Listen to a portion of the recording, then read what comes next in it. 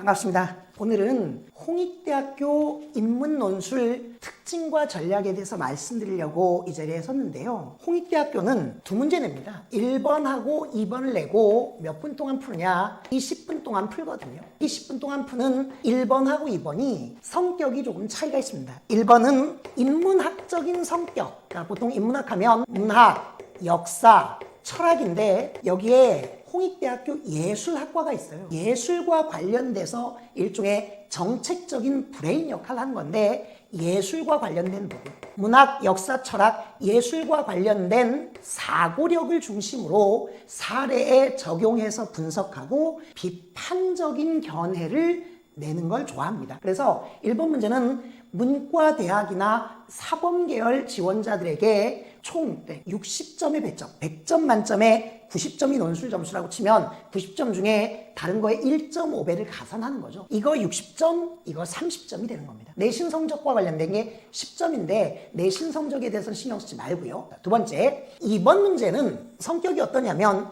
사회과학과 관련된 거예요. 사회과학 하면 여러분들 사탐 과목 생각하면 될 텐데 사회문화라든지 생활관리나 윤리와 사상도 있고 경제와 관련된 것, 보통 경제나 법학이나 사회학과 관련된 내용들을 주로 내는데 최근에는 경제와 관련된 기본적인 개념들 되게 많이 내거든요. 어쨌든 사회과학이라고 얘기하면 정치, 경제, 사회문화 과목 있죠. 사회학하고 문화인류학. 거기에 뭐 심리나 다른 것까지 다 들어갈 수 있겠습니다만 주로 이런 거에 생윤이나 윤사 같은 철학적인 내용이 여기에 들어가기도 하지만 개인주의나 아니면 자유주의, 공동체주의나 집단주의와 관련된 내용도 은근히 많이 나왔었거든요. 어쨌든 사회과학과 관련된 내용들을 꽤 많이 냅니다. 2번 문제는 경영경제학과나 법과대학 학생들에게 60점이고 1번이 30점이에요. 그러면 팀 캠퍼스 자율전공인데 캠퍼스 자율전공 같은 경우에는 들어와서 일정한 조건만 취득한다면 모든 과로 전과가 가능한, 모든 과에 자기 전공 설계가 가능한 거거든요.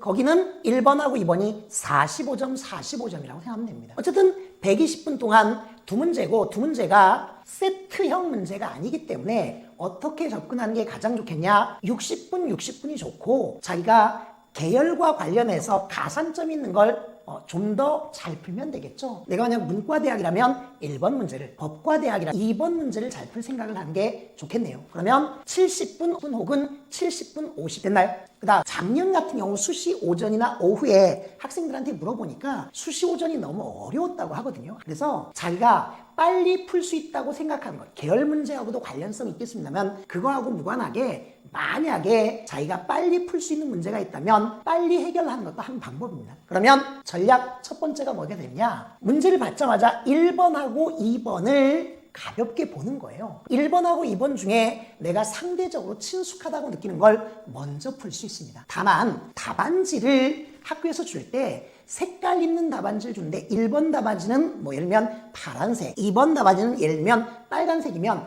그 답안지 색깔에 맞도록 제출해야 되니까 주의하시고 여기 대학은 특이하게 뭘로만 보냐면요. 볼펜으로만 보거든요. 옛날엔 파란색 볼펜도 썼었는데 지금은 하면 검정색이잖아요. 검정색 볼펜이고 학교가 나눠주지 않으니까 자기 필기구 갖고 가서 쓰는 게 좋겠고요. 보다 자세한 상황은 수험표나 학교 측의 유의사항 보시면 되겠습니다. 볼펜을 쓰되 수정 테이프를 작년까지 허용하지 않았거든요. 그래서 원고지 교정부 사용법은 기본적으로 피고 가는 게 좋겠네요. 두 문제인데 학교의 특징을 조금 더 구체적으로 볼게요. 관련된 거든 사회과학과 관련된 거든 1번, 2번 문제를 풀어갈 때 대학이 바탕 지문을 줍니다. 작년 관련된 선행학습 영향평가 보고서에서 바탕 지문이란 말을 얘기를 했는데 가를 바탕으로 혹은 가를 활용하여 해서 인문학과 관련된 1번 문제는 가의 바탕 지문이 있을 거예요. 보통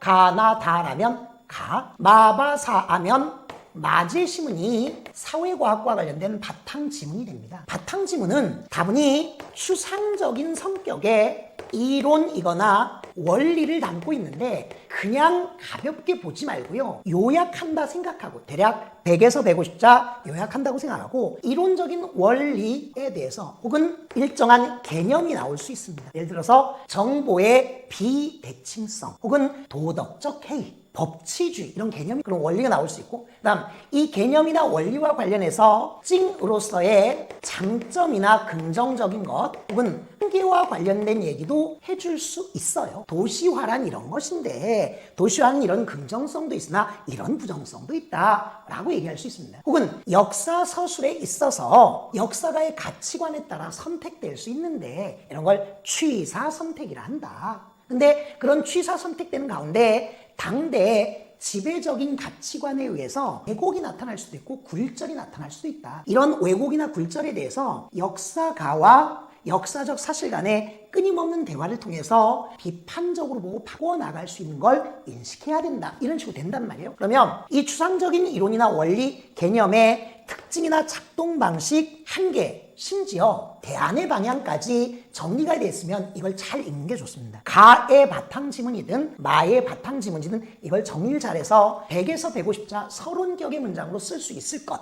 이게 전략 중에 하나고요. 두 번째, 이렇게 풀어가는 가운데 여기는 나다라, 여기는 마니까 바사아의 구체적인 사례 제시문들이 나와요. 바탕지문과 사례 제시문으로 꽤 많이 내왔습니다. 물론 이렇게만 내는 건 아닐 거고 비교 문제를 낸다든지 아니면 견해 제시를 낼 수도 있으나 현재까지는 이 구도가 일반적이었거든요. 그러면 구체적인 사례들을 어떻게 하라고 하느냐? 분석하라고 해요. 분석이란 말은 어떤 거냐면요.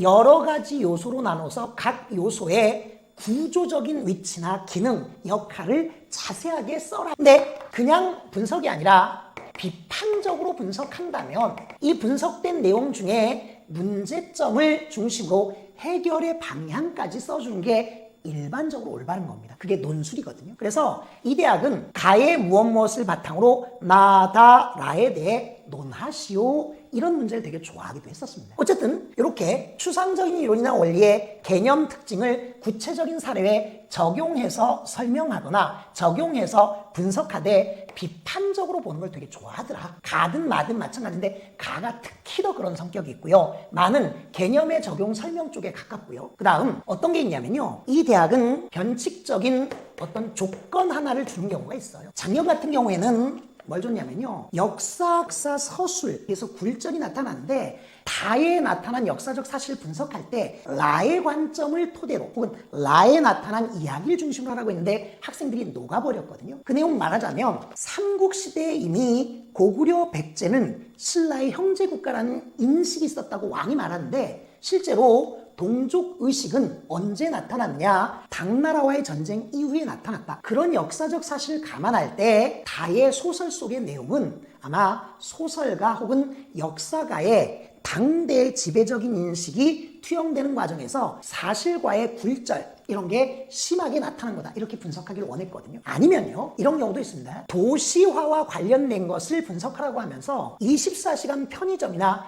젠트리피케이션을 얘기를 해요. 도심 재개발 사업과 관련된 거거든. 그러면 그것의 장단점이 아니라 도시화의 장점이나 단점, 즉 사례를 일반화시켜서 써야 되는 거예요. 이해되셨나요? 우리 다시 한번 정리해서 마무리해 볼게요. 두 문제 냅니다. 20분 동안 두 문제를 풀어갈 때 60분을 주고 풀되 자기 선택한 전공 계열의 문제, 그게 문과대학이라면 1번, 법과나 경영이라면 2번 문제, 자전이라면 둘 다 공평하게. 그 다음 전략적으로 접근할 때 현재까지 바탕지문을 중심으로 하라고 하니까 바탕지문 가 혹은 바탕지문 라일지 마일지 바일지 꼼꼼하게 읽고 아주 작은 문장이라고 하더라도 활용할 수 있는 것이 있다면 활용해 주는 게 좋아요. 바탕지문의 활용. 그리고 이게 추상적인 원리나 이론이니까 구체적인 사례들에 적용해서 설명만 하는 게 아니라 변칙적인 조건이 있을 수 있고 비판적으로 분석하라고 하면